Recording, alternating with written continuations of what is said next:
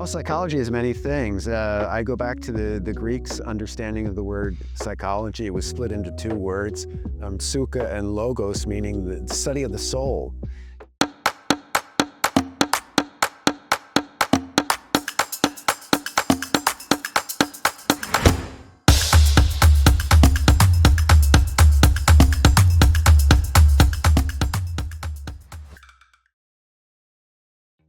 Welcome to ISP's Parent A to Z speaker series, where we meet with world-leading experts to bring you up-to-date information about careers of the future and to equip you to have meaningful conversations with your children about their future pathways. I'm here today at Webster Geneva to meet with Neil Gurman, Head of Psychology, and Webster universities across Europe are also one of ISP's scholarship partners as well. Today, Neil will help us to learn a bit more about how future careers in psychology will be impacted by trends such as AI and what changes we might expect to see in the next 10 to 20 years. Neil, thank you so much for having us here today. It's really appreciate your time. So I know people talk about psychology all the time and it's kind of like it's a very popular subject with our students. Would you be able to just explain a little bit about what psychology is and maybe what it isn't as well? Well, psychology is many things. I go back to the Greeks' understanding of the word psychology. It was split into two words, psyche and logos, meaning the study of the soul. And what that implies in a way is development. So I try to stress that with my students. Obviously, that's evolved today into the study of human behavior. So when I teach my classes, I keep in mind both of those things for my students. Development of your soul, but also how do we research people's behavior and what do we find out about that and how can we improve people's lives?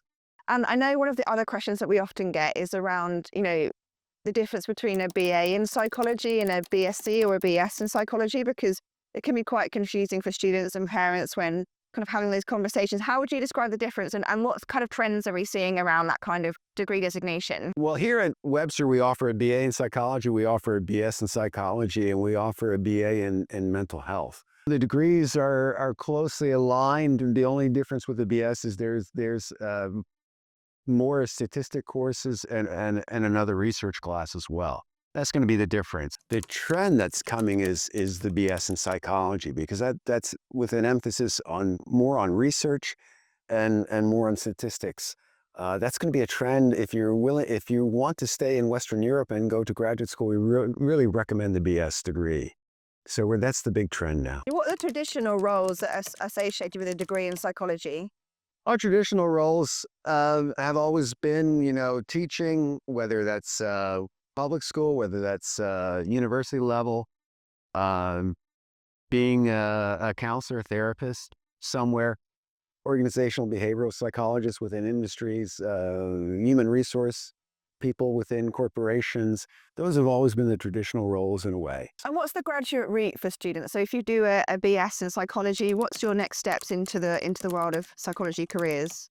We'd recommend going into a master's program first, and then also for a specific student to finish their PhD. And we do recommend a lot of our students to go to graduate school. And they go to schools in Western Europe. We send some students to England, and some of them attend our master's program here in counseling.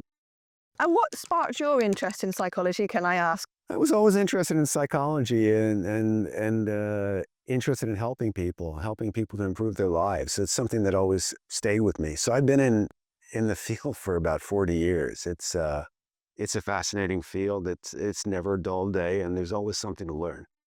And are there lesser known careers that students from psychology go into as well? Well, that's a good question. We have military psychologists. We have psychologists who work for the CIA or the FBI. So it could be any intelligence service in the world they could work for. Some people open up private consultancy firms for psychology. We have sports psychologists. So there's many different fields that psychology applies to in a way. And for parents, what are the main challenges for students going into careers in psychology? Are there particular kind of aspects that parents might want to talk to their children about? They should see if their daughter or son has a drive for psychology, is really interested in the field. That's one of the things they should take a look at. They should encourage their children to continue to read, to have a vast background in knowing things, whether that's in literature, world history, things like that, and also get to even visit different cultures, see what that's an important part of psychology too. Understanding people who are different from us, what's different, and what do we have in common with other people. But getting to know different cultures is going to be a big trend in the next few years as well. There's going to be an increase in need for all types of counselors and therapists, whether that's grief counseling, marriage therapists, school counselors, university counselors will need as well. That that's being driven by increased maybe anxiety by the general population in some ways. We're going to still need clinicians in psychology. There's going to be an increase in organizational and behavioral psychologists need as well. We're going to continue to have a need for high school psychology teachers and university professors as well. We'll also be involved in looking at AI issues as well, regulating that, having taking an ethical look at it as well. Alongside that, what do you think are some of the most exciting career opportunities that are emerging with a big focus on psychology? Psychologists going to have to take a look at AI and promote the positive side of that, whether that's at home, whether that's in the school, use by students. We have to have train our young people how to avoid certain overuse of it or dependence upon it. Social media is going to be very important because there's also a bright side to social media, having connections with people. There's also a dark side to it. So we're going to have to train our young people to avoid certain aspects of social media as well. Those are two big areas that we're dealing with now. Psychologists will also be involved with taking ethical issues, setting up regulations in these two areas as well. We're doing that already. We'll have to continue to do that. And I know we touched on AI there, and how will technology affect the field of psychology in the future? I think, the big question is, will robots take the jobs of psychologists? Will we be, instead of talking to a human in 10, 20 years, we'll be talking to a robot? That's always possible, but I think that'll be a small percentage. We'll still need the human contact with people.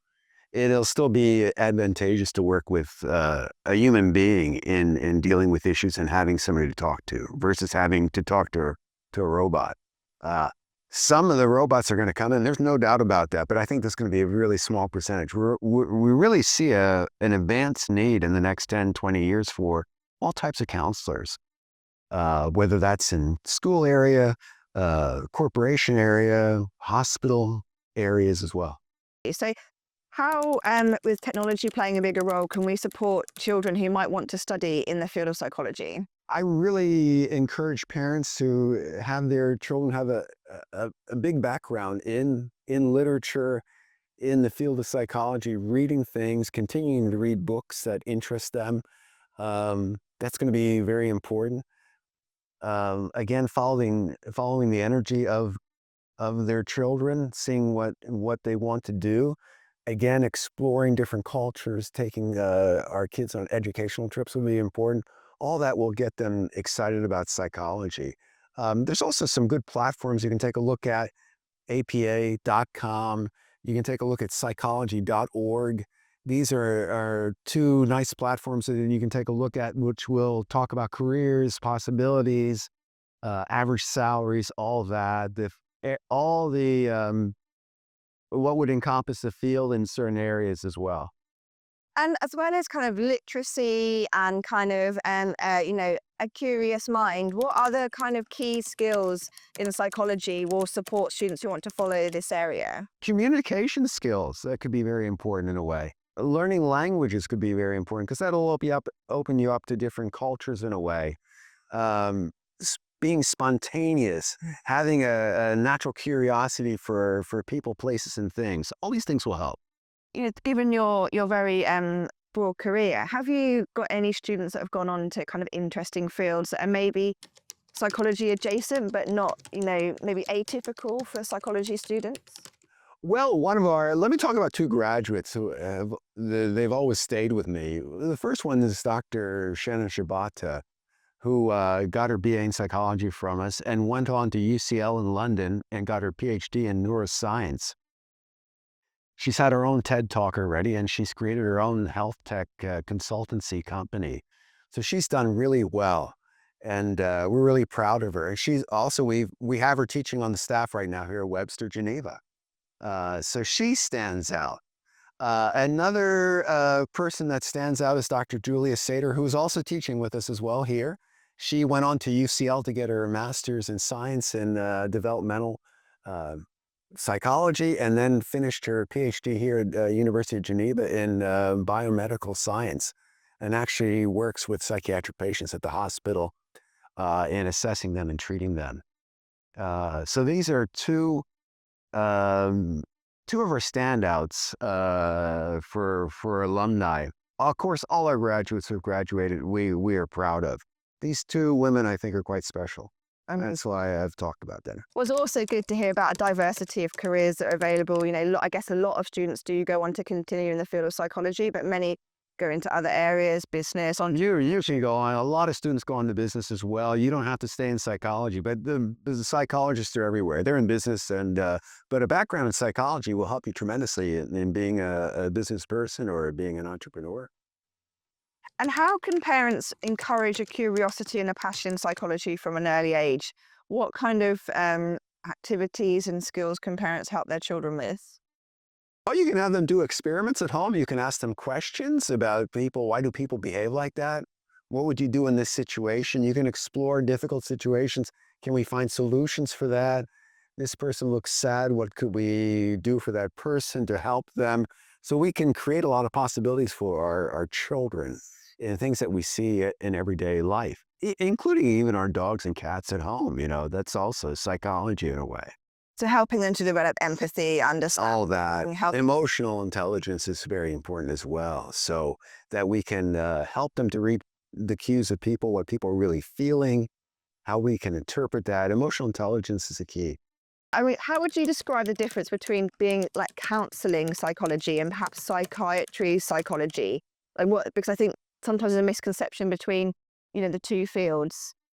Well, that's a good question. Psychiatrists are medical doctors first, and they administer medication, obviously, for their patients. They do very little counseling. They're more on a medical model. Our counseling psychologists cannot give medication, but will obviously talk with patients, and will find solutions for them. And it's going to be a big field. Having a master's degree in psychology or counseling psychology is going to be a growing field. And there's going to be a lot of people going into that. And is it helpful for students to get work experience in psychology before coming to university, or is it not something that's not really necessary? Something that's not really necessary. They can. It'll probably be very restrictive if it's possible at all. It's easier to do it once you're at university, because we can help you to get internships where you might work in a psychiatric setting. You might work in a daycare. You might work in a place where there's, a home for troubled teenagers, things like this.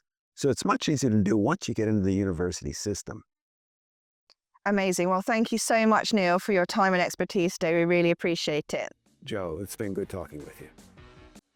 Visit the ISP website to explore all of our resources and links that can help you as parents to have meaningful, engaging conversations with your child about all the opportunities available to them as they graduate on their future pathways. Thank you so much for joining us, and we look forward to seeing you for the next Parent A to Z Speaker Series episodes.